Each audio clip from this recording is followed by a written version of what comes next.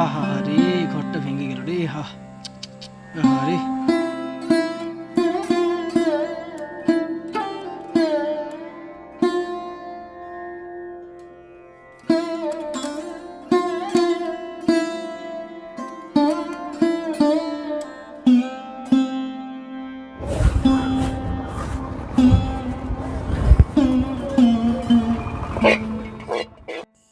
নদী গিলে নিয়েছে ঘর, ভেঙেছে স্বপ্ন।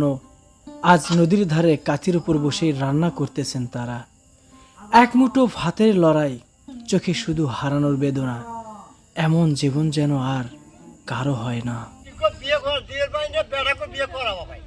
কেন রাস্তা নাই? কেউ বিয়ে করে না।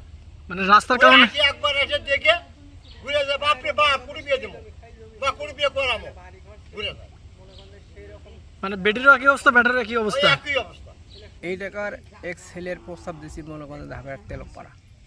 সেই তেলকপাড়ার মেয়ের বাবা বা দাদা আসে, তারা নদীর কাতের পরে খাড়া হয়, বলল যে বাপ পুরো এটি কোন জায়গা নিয়ে এলাকা রসায়, এখানে তো আমার মেয়ে মনে করেন এসে থাকতে পারবে না। এই যে বাড়ির ভাঙন দেখে এই যে জায়গাটা আমি দেখতে পাচ্ছি এখানে, আপনি যেখানে দাঁড়িয়ে আছেন, এখানে ঘর ছিল? জি, এটা আমার রুম ছিল। আমি তো দেখতে পাচ্ছি এখানে একটা প্রাচীর রয়েছে, এটা কি? এটা আমাদের রুম ছিল। এটা রুম ছিল? মানে এই জায়গাটাতে ঘর ছিল আপনাদের? জি। সে ঘর কোথায়? আর নদী ভাঙে গেছে। নদী ভেঙে চলে গেছে, আর এক পাশে শুধু প্রাচীরটা রয়ে গেছে।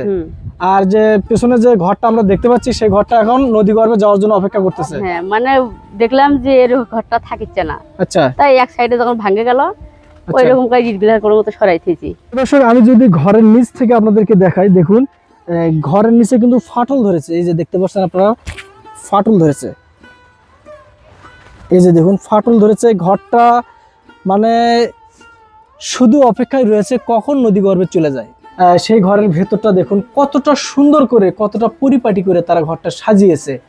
দেখুন, এই সাজানো গোছানোর সংসার কিন্তু একদিনে হয়নি। তাদের অনেক বছর ধরে কষ্ট করে উপার্জিত অর্থ দিয়ে তারা এই ঘরটা তৈরি করছিল। সেই ঘরটা কিন্তু এখন নদী গর্ভে বিলীন হয়ে যাওয়ার অপেক্ষায় রয়েছে। দেখুন, একটা জিনিস যখন তৈরি করার জিনিস নষ্ট হয়ে যায়, তখন মনটা তো এইরকম খারাপই হয়ে যায়। তখন মনে হয় যে এত কষ্ট করে কি করলাম, যে থাকতে তো না পারি, তাহলে জীবনে মানে অনেক কিছু মানুষ বাঁচার জন্য, খাওয়ার জন্য করে। তো এমন পর্যায়ে দাঁড়াইছি যে আমার ঘরেই থাকলো না, যে উপার্জন করে করছি তাকে যখন থাকতে পারবো না। জীবনের বাচ্চাকে তো চলাফেরা, খাওয়া থাকতে হবে, করতে হবে। আচ্ছা, আপনাদের তো ঘরের পেছনের দেয়াল এইটা, তো এখানে তো আমাদের ফাটল। এটা আমার হলো সামন দরজা। আগে এই যে আমার সামন দরজা জানালা, এখানে যে এটা কি দরজা ছিল? এই দরজা ছিল এটা? হ্যাঁ, মানে এটা সামন দরজা ছিল। ওই পাশে যখন ভেঙে গেল তখন না করে মনে করলাম জীবনের না, ওই পাশে ভাগে গেছে, সামনের পিছনে এখানে দরজা নতুন করে তৈরি করছে। হ্যাঁ, এটা আবার দরজা কাটছি আবার। তো আমি তো দেখলাম পেছনে হচ্ছে মাটিগুলো সরে গেছে। আপনারা এই যা জিনিসগুলো সরান না কেন? সরায় না, জায়গা নাই তো, আর এখন জায়গা করা লাগবে, তারপর সরা লাগবে।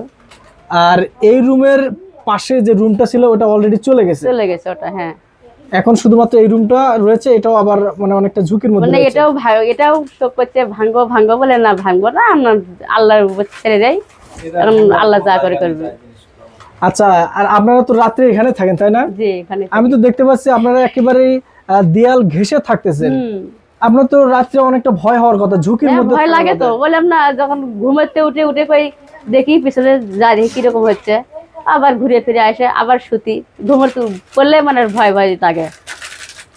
এতটা কষ্ট করে আপনারা দিন যাপন করতেছেন? থাকা লাগবে নাকি, মানুষ বাইরে থাকলে থাকা লাগবে। এখন চেষ্টা করতেছি যে বলে আমাদের সাহায্য মাঝে দরকার নাই, আমি খালি চাচ্ছি যে আমার ঘরের পিছনে যখন রাস্তা হয় আমারও ভালো হবে, আর মানুষেরও ভালো হবে চলাফেরা করতে। অনেকেই আমাদেরকে কিন্তু বলে, কমেন্ট করে বলে, জিজ্ঞেস করে যে আপনারা নদীর উপরে ঘর করছেন কেন, সরকার এখানে কি করবে?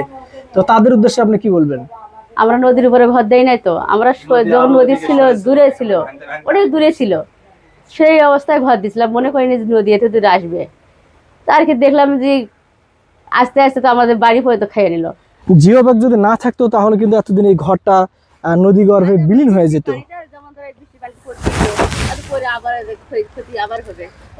এই যে দেখুন, বৃষ্টির পানির কারণে কিন্তু এই যে জিও ব্যাগের ভেতর ক্ষত তৈরি হয়ে গেছে। এরকম ক্ষত তৈরি হতে হতে তারা বলছে যে এখানে জিও ব্যাগগুলো যখন আর কাজ করবে না তখন কিন্তু ঘরটা নদীতে বিলীন হয়ে যাওয়ার সম্ভাবনা রয়েছে।